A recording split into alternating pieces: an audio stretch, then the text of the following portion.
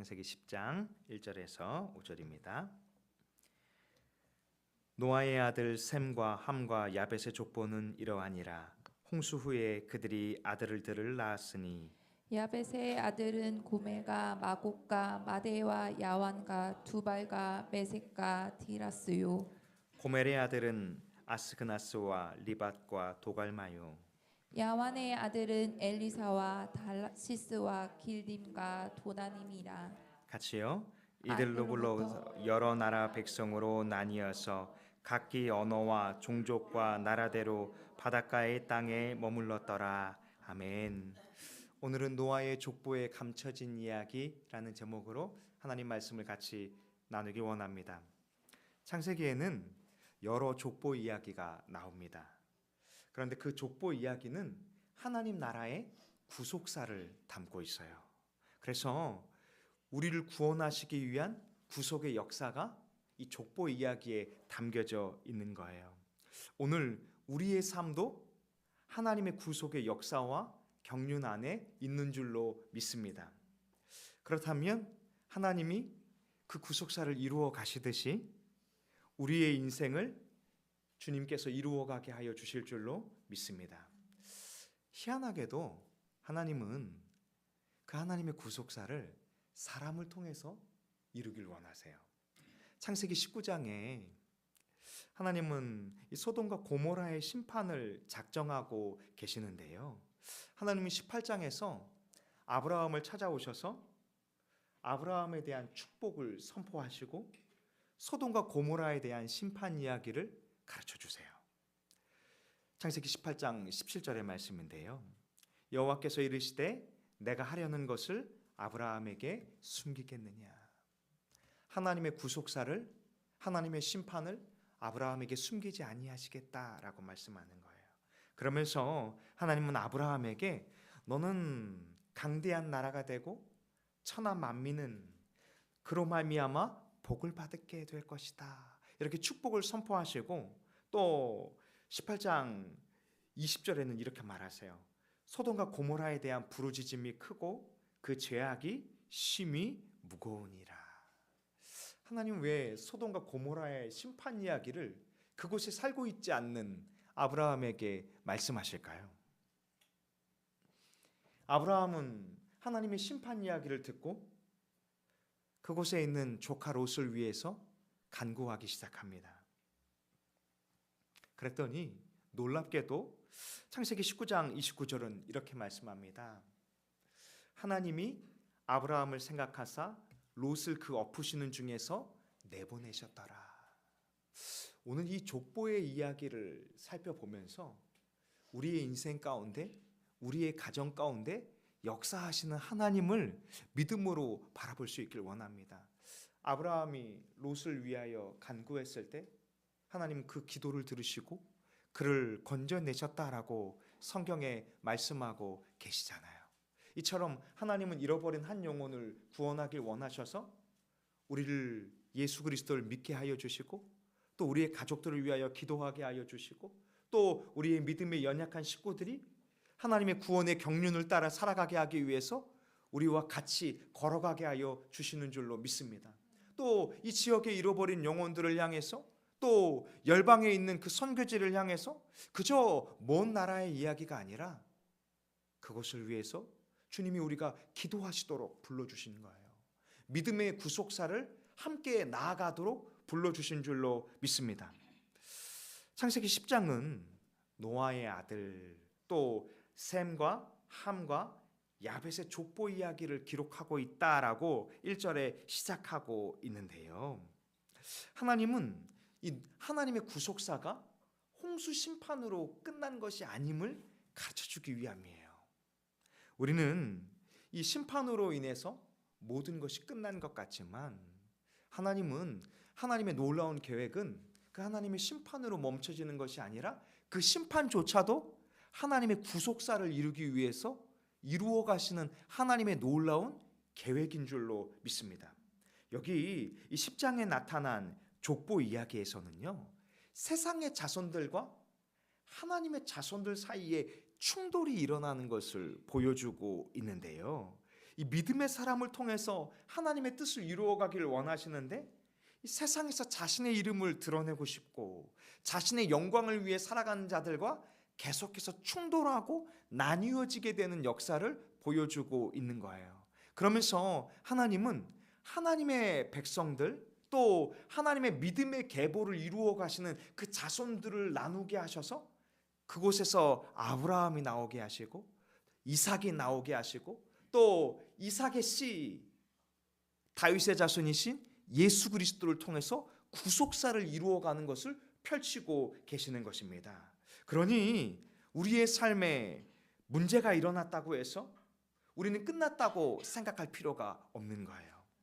실패했다고 생각할 때에도 하나님은 우리를 향한 구원의 계획을 반드시 성취하여 주실 줄로 믿습니다. 1절은 이렇게 말해요. 노아의 아들 셈과 함과 야벳의 족보는 이러하니라. 여기 족보로 번역된 톨레도트는 창세기에서 여러 가지 모양으로 쓰였는데요. 창세기 2장 4절에 보면 세상에 창조된 내력이다 이렇게 할 때 그 내력이라는 단어가 이 단어로 쓰인 거예요. 또 하나는 창세기 5장 1절에 보면 이것은 아담의 계보를 적은 책이니라. 바로 이 계보를 표현할 때 이렇게 표현했던 단어예요. 오늘 창세기 10장에서는 노아의 아들 셈과 함과 야벳의 족보는 이러하다 할 때 그 족보가 바로 이것을 표현하고 있는 것입니다. 그러면서 하나님은 이 창세기 10장에서 노아의 아들들 속에서 하나님을 대적하는 백성들이 일어나고 하나님을 경외하는 백성들이 일어나는데 어떻게 그들의 삶이 다르게 되었는지를 우리에게 보여주고 있는 것입니다. 먼저 야벳의 족보 이야기인데요. 2절에 보면 야벳의 아들은 고멜과 마곡과 마대와 야완과 두발과 메섹과 디라스요. 전부 처음 듣는 이름이시죠? 어려울 수 있는데요. 이 야벳은 이런 의미를 담고 있어요. 창대하다 이런 표현을 담고 있는데요. 아마도 그의 아버지가 간구할 때 이런 의미를 담았을 거예요. 하나님이 그를 창대하게 하여 주옵소서. 이런 의미를 가지고 이 야벳이라 이름을 했는데요. 5절에 보면 이 야벳의 족보가 이들로부터 여러 나라 백성으로 나뉘어서 각기 언어와 종족과 나라대로 바닷가의 땅에 머물렀더라. 5절의 말씀을 읽다 보면 무언가 떠올리셔야 하는 것이 있는데요. 네? 맞아요. 바벨 사건을 떠올리셔야 하는 거예요. 이들로부터 나라와 백성과 각기 언어와 종족대로 나뉘어졌다. 이렇게 표현하고 있잖아요. 또 야벳의 자손만이 아니라 20절에 보면 이들은 함의 자손이라 각기 족속과 언어와 지방과 나라대로였더라. 구분되었음을 설명하죠. 또 셈의 자손 역시도 31절에 보면 동일하게 나뉘어졌다라고 설명하고 있는 거예요. 여기서부터 인류가 시작되었다라고 주님은 가르쳐주고 있는 것입니다. 바로 이 바벨 사건과 이 이야기를 지금 결합해서 무언가 이 창세기를 통해서 우리에게 말씀해 주시고 싶은 거예요. 그런데 우리가 아는 것처럼 각기 언어와 나라와 백성으로 나뉜 것은 창세기 몇 장이에요? 11장이죠. 그런데 지금 저희가 읽는 말씀은 몇 장이에요? 10장이죠. 그러니까 창세기가 시간적인 순서대로 이루어지고 있는 것이 아님을 보여주고 있는 거예요. 바로 하나님의 구속의 경륜을 지금 이 시간적인 순서를 뒤엎어서 무언가 지금 창세기를 통해서 말씀해 주시고 싶으신 것이 이 담겨져 있는 거예요. 그래서 오늘 이 말씀의 제목처럼 이 노아의 족보에 감춰진 이야기를 우리가 찾아보는 것이 오늘 말씀의 핵심인 것입니다. 10장 6절은요 이렇게 설명합니다. 함의 아들은 구스와 미스라임과 붓과 가나안이요. 아까 앞서 먼저 야벳의 족보 이야기를 하고 이제 함의 아들의 이야기를 나누고 있잖아요. 그런데 이 함의 아들 중에서 우리가 주목해야 하는 한 아들이 있죠. 누구죠? 가나안. 맞아. 가나안이죠. 왜요? 함의 잘못 때문에 가나안은 저주를 받아 이 노아의 이 족장 선언이 창세기 9장에서 있었잖아요. 그런데 이 함의 아들들을 우리가 같이 한번 살펴보길 원하는데요. 먼저 함의 아들은 구스 이렇게 말하고 있어요. 구스는 이집트 남쪽에 있는 에디오피아 지역을 설명하고 있어요. 또 미스라임은 이집트인들을 기록한다라고 신학자들은 해석합니다. 그리고 가나안은이라고 하면서 이 15절에서 18절에 이르기까지 가나안 족속이 어떻게 펼쳐지는지를 아주 가나안에 대해서는 상세하게 설명하고 있는데요.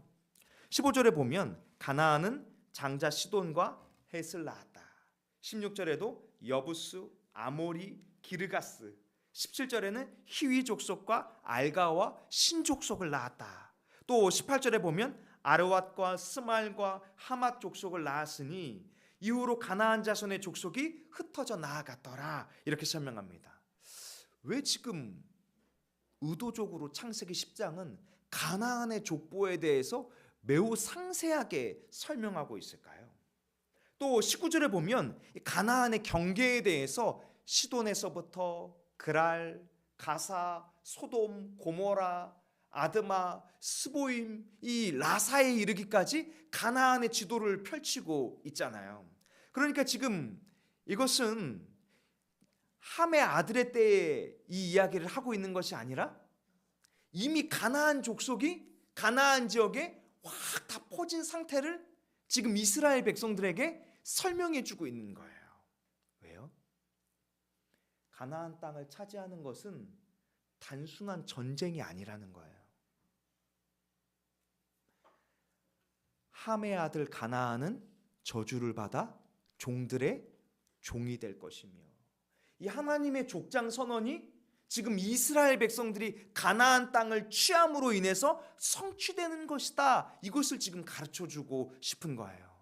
이 싸움은 단순히 가나안 땅을 차지하는 문제가 아니라 하나님의 언약의 성취이고 하나님의 구속사가 이루어지고 있는 과정 가운데 있는 것이다. 그것을 믿음의 눈으로 이스라엘 백성들이 바라봐야 한다라고 선포하고 있는 것입니다. 그러나 이스라엘 백성들은 그것을 믿음으로 봤을까요? 보지 못했을까요? 보지 못했죠. 이스라엘 백성들이 12 정탐꾼을 가나안 땅에 보냈을 때 그 10명의 정탐꾼들은 무엇이라 고백했습니까? 그 땅은 거인 족속이 사는 것이고 너무나 젖과 꿀이 흐르는 땅이지만 우리는 그들 앞에 메뚜기와 같다. 그들은 거인과 같다. 눈에 보이는 어려운 환경을 바라보고 안 된다라고 말하고 있는 거예요. 그러나 2명의 정탐꾼들은 뭐라고 선포했습니까? 그렇지 아니하다. 하나님이 원하신다면 우리는 반드시 그 땅을 차지할 것이다 라고 고백하고 있잖아요. 그 고백이 어디서 나왔을까요? 함의 아들 가나안은 종들의 종이 되기를 원하노라. 그 언약이 하나님의 뜻 가운데 오늘 하나님의 백성인 이스라엘을 통해서 반드시 성취될 것을 선포하고 있는 것입니다. 믿음의 식구들이요, 우리가 다산동행교회에 다니는 것이 우연이라고 생각하지 않기를 바랍니다. 여러분, 한 성도님이 교회를 선택하는 것은 굉장히 어려운 일이에요. 단순히 차라리 집을 이사할지언정 교회를 옮기는 것은요 굉장히 어려운 일이에요. 한 영혼이 예수 그리스도를 믿고 예수 그리스도 앞에 돌아오는 건 역시도 굉장히 어려운 일입니다. 영적인 지도가 바뀌는 거예요. 어둠의 권세에 있다가 하나님 나라의 백성으로 입성하는 것은 이 신분 자체가 완전히 바뀌는 일입니다. 그러니 이것이 하나님의 뜻이고 하나님의 섭리인 줄로 믿습니다. 그리고 주님은 이렇게 교회를 세우시고 교회를 통해서 우리에게 은혜를 주시고 우리를 구원하시고 믿음의 공동체로서 하나님의 영광을 위해서 살아가도록 부르신 줄로 믿습니다. 웨스트민스터 소요리 문답은 그 시작이 인간의 삶의 이유에 대해서 가르쳐주고 있는데요, 하나님을 영화롭게 하는 것, 하나님을 즐거워하는 것이 사람의 제일된 목적이다라고 말하고 있습니다. 하나님은 가나안 땅을 차지하기 위해서 이스라엘 백성들을 출애굽시키신 것이 아닙니다. 그런 시선으로 바라봤다면 하나님의 계획은 실패한 것처럼 보일 거예요. 결국 가나안 땅은 다시 빼앗기고 말잖아요. 하나님이 이스라엘 백성들을 애굽에서 부르시고 광야를 지나게 하여 주시고 가나안 땅으로 입성하게 하여 주신 이유는 그들이 여호와 하나님을 바라보길 원하신 거예요. 그리고 하나님의 백성으로서 하나님을 영화롭게 하고 하나님을 즐거워하고 하나님을 기뻐하는 삶, 그 삶을 살아가도록 부르신 줄로 믿습니다. 오늘 우리를 교회로 부르신 이유, 성도로 부르신 이유는 바로 우리를 통해서 하나님이 영광을 받으시기 위함인 거예요. 하나님께 영광을 올리는 교회로 살아가길 원하셔서 부르신 줄로 믿습니다. 40년의 광야 생활을 통해서 하나님은 이스라엘의 백성이 여호와 하나님 경외하기를 훈련시키신 거예요. 구름기둥과 불기둥이 멈추면 이스라엘 백성은 멈춰 있어야 합니다. 우리 마음이 답답해도 하나님이 이곳에 있기 때문에 이것이 하나님의 뜻이라면 우리는 여기서 하나님의 뜻을 구해야 하는 것입니다. 주님이 걸어가게 하시면 우리는 걸어가야 하는 거예요. 두려워도 발을 내딛어야 하는 것입니다. 여리고성이라는 견고한 성이 있다 할지라도 그 대적들이 성 안에서 우리를 공격하려고 수많은 무기를 들고 있다 할지라도 주님이 그들과 싸우지 말라. 너희는 입 밖에 어떤 말도 꺼내지 말고 하루에 한 바퀴씩 매일 그 성을 돌으라 하시면 그것이 주님의 뜻이라면 우리는 주님의 말씀을 따라 살아야 할 줄로 믿습니다. 그것이 바로 하나님을 경외하는 훈련이에요. 그리고 그것은 우리를 무너뜨리는 훈련이 아니라 우리를 하나님 경외하는 백성으로 세워가시는 역사인 줄로 믿습니다. 그리고 오늘 이 땅의 삶 역시도 다르지 않아요. 이 땅은 나그네의 삶이라 하잖아요. 천국에 가기까지 우리가 씨름해야 하는 삶의 현장이라 하잖아요. 그곳에는 오늘 말씀에 나오는 세상의 용맹한 장수처럼 수많은 대적자들이 우리를 향해 공격하고 어렵게 할 것입니다. 그러나 그때 우리가 무엇을 할 것인지를 바라볼 수 있기를 원하는데요. 9절의 말씀, 8절의 말씀입니다. 구스가 또 니므롯을 낳았으니 그는 세상의 첫 용사라. 그런데 이 용사가 좀 이상합니다. 9절에 보면 그가 여호와 앞에서 용감한 사냥꾼이 되었다라고 말하고 있습니다. 이 니므롯은 용사로서 개인적인 용맹을 떨쳤는데 이 9절 앞에는 여호와 앞에서 용맹한 사냥꾼이었다 이렇게 표현하고 있어요. 그런데 이 니므롯이라는 이름이 가지고 있는 의미가 있거든요. 그것이 바로 무엇이냐면 우리가 반역할 것이다. 우리가 반역하리라. 이런 의미를 가지고 있는 이 니므롯이라는 이름을 가지고 있는데요. 그러면 이 의미를 풀어보면 어떤 것을 이야기하냐? 바로 하나님 앞에서 우리가 반역하는 삶을 살 것이다. 이런 고백을 하는 이 세상의 용맹을 떨치는 용사였다라고 성경은 설명하고 있는 것입니다. 여러분 세상에서 여러분보다 잘 나가는 분들이 많습니까? 안 많습니까? 굉장히 많지요. 또 심지어 악을 자행하는데 그들은 잘 나가고 성공하고 승승장구하고 용맹하는 사람들을 우리는 많이 보게 된단 말이에요. 그런데 우리는 어때요? 하나님 앞에 조금만 하나님 뜻을 어긴 것 같은데도 우리의 삶은 어떻죠? 곤고하고 메마르고 고달플 때가 많이 있단 말이에요. 이처럼 이 세상의 용맹을 떨치는 자들과 우리는 하나님의 세대 가운데 치열한 영적 싸움이 있음을 바라봐야 하는 것입니다. 그런데 우리가 이 니므롯과 같은 삶을 소망한다면 하나님이 기뻐하실까요? 그렇지 않죠. 창세기 6장 4절에 보면 또 한 번 용맹한 자가 성경에 기록되고 있는데요. 당시의 땅에는 네피림이 있었고 그들은 용사라 고대의 명성이 있는 사람들이었더라 이렇게 기록합니다. 고대의 명성이 있는 네피림의 후손들, 그들의 끝은 어떻게 되었을까요? 우리가 잘 알고 있는 것처럼 창세기 6장에서 하나님은 노아의 홍수 심판을 선언하시잖아요.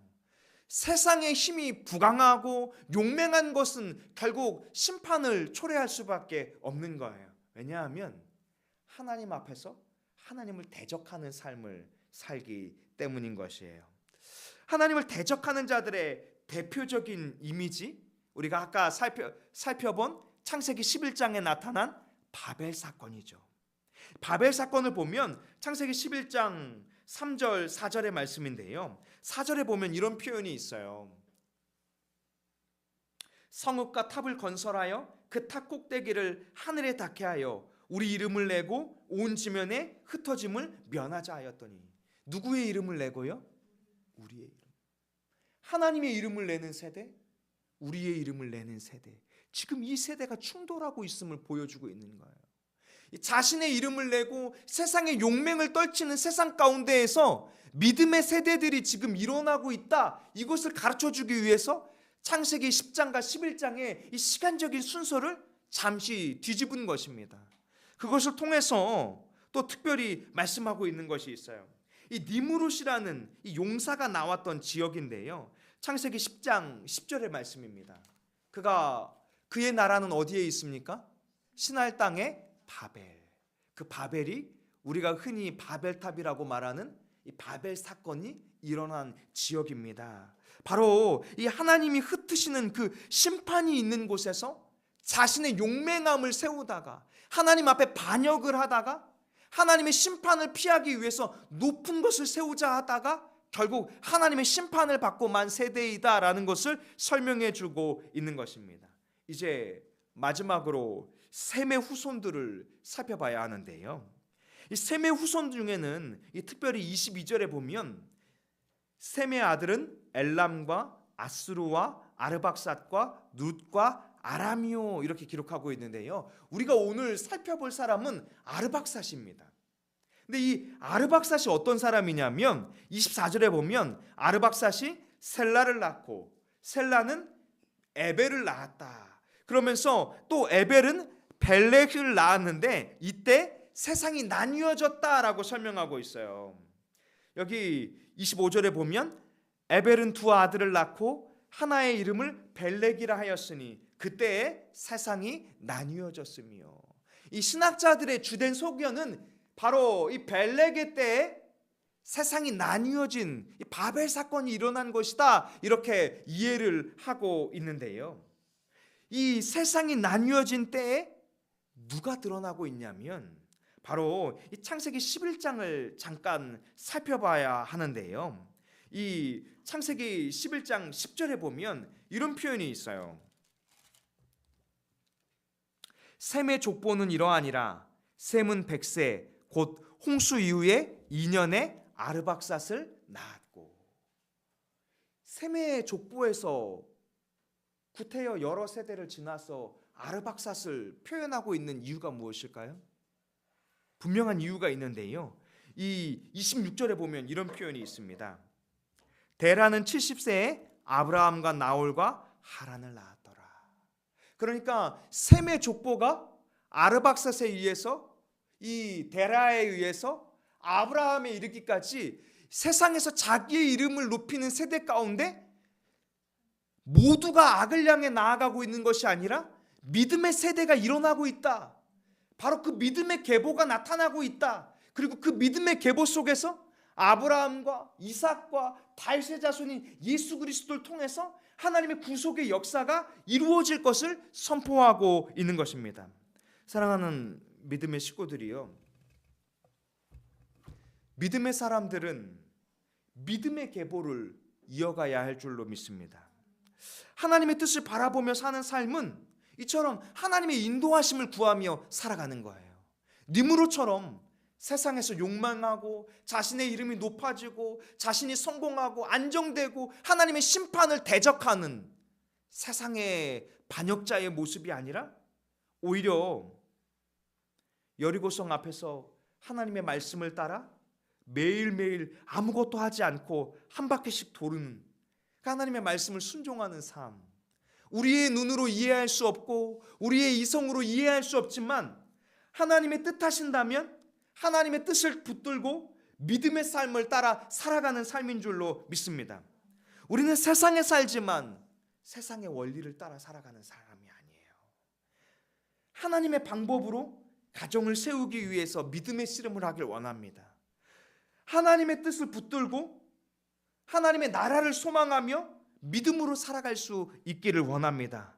바로 예수 그리스도로 살아가는 우리들에게는 그 하늘 소망이 있게 될 줄로 믿습니다. 기도하겠습니다.